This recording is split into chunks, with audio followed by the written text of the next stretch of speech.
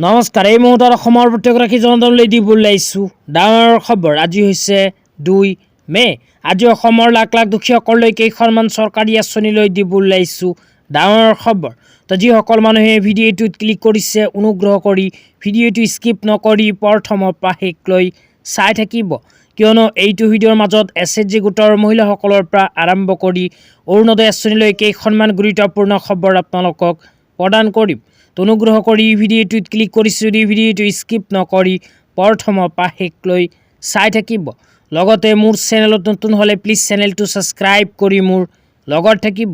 তো বলক ভিডিঅ'টো আৰম্ভ কৰি আজি প্ৰথমটো গুৰুত্বপূৰ্ণ খবৰৰ বিষয়ে বিস্তাৰিত জানি লওঁ। তো আজি প্ৰথমটো গুৰুত্বপূৰ্ণ খবৰ হ'ল SHG গোটৰ মহিলাসকলৰ বাবে। তো যিসকল SHG গোটৰ মহিলাসকলে মুখ্যমন্ত্ৰী মহিলা উদ্যমিতা অভিযান আঁচনিত আবেদন কৰিছিল, সেইসকল SHG গোটৰ মহিলাসকলে ইতিমধ্যে লাভ কৰিছে মুখ্যমন্ত্ৰী মহিলা উদ্যমিতা অভিযান আঁচনিৰ প্ৰথম কিস্তি 10,000কৈ টকা।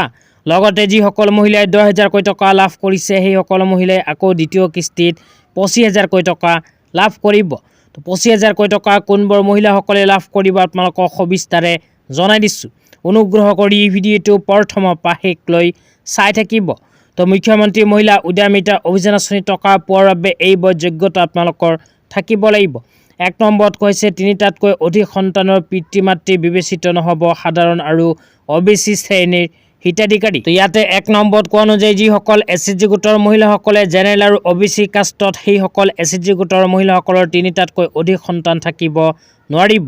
তাৰপিছত 2 নম্বৰত কৈছে 4টাতকৈ অধিক সন্তানৰ মাতৃ বিবেচিত নহ'ব ST SC মৰাণ মটক চাহ জনজাতিৰ হিতাধিকাৰীৰ ক্ষেত্ৰত। ইয়াতে 2 নম্বৰত কোৱা অনুযায়ী ST SC মৰাণ মটক চাহ জনজাতিৰ অন্তৰ্গত মহিলাসকলৰ যদি 4টাতকৈ অধিক সন্তান থাকে তেন্তে সেইবোৰ মহিলাসকলে টকা পোৱাৰ বাবে যোগ্য নহয়। 3 নম্বৰত কৈছে কন্যা সন্তান থকা আত্মসহায়ক গোটৰ সদস্যসকলে নিজৰ কন্যা সন্তানজনীৰ শিক্ষাৰ প্ৰতি গুৰুত্ব দিব লাগিব। তো সাধাৰণতে এইবোৰ যোগ্যতা থাকিলে আপোনালোকে 25,000কৈ টকা নিঃসন্দেহে লাভ কৰিব। তেতিয়া আপোনালোকক দিব ওলাইছোঁ আজি দ্বিতীয়টো খুবেই গুৰুত্বপূৰ্ণ খবৰ। আজি দ্বিতীয়টো গুৰুত্বপূৰ্ণ খবৰ হ'ল PM কিষাণ আঁচনিলৈ। তো PM কিষাণ আঁচনিলৈ ইয়াতে লিখা আছে অগ্ৰিম কিস্ত হে পানা তো EKYC জৰুৰ কাৰবানা।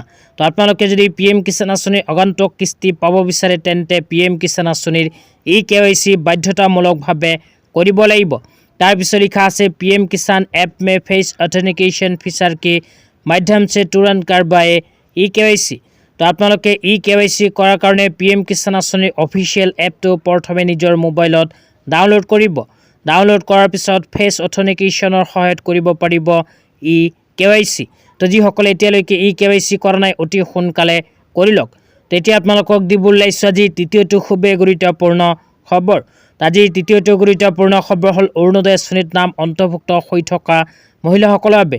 তো যিসকল মহিলাৰ নাম অৰুণোদয় আঁচনিত অন্তৰ্ভুক্ত হৈ আছে সেইসকল মহিলাৰ বাবে আহি গ'ল ভাল খবৰ, কিয়নো আপোনালোকে যদি যোৱা জানুৱাৰী মাহৰ পৰা আৰম্ভ কৰি এপ্ৰিল মাহ পৰ্যন্ত অৰুণোদয় আঁচনিৰ 9,000কৈ টকা একেলগে লাভ কৰিছে তেন্তে আপোনালোকৰ বাবে ভাল খবৰ, কিয়নো আপোনালোকৰ বেংক একাউণ্টত এতিয়াৰ পৰা প্ৰতি মাহতে সোমাব অৰুণোদয় আঁচনিৰ ধন।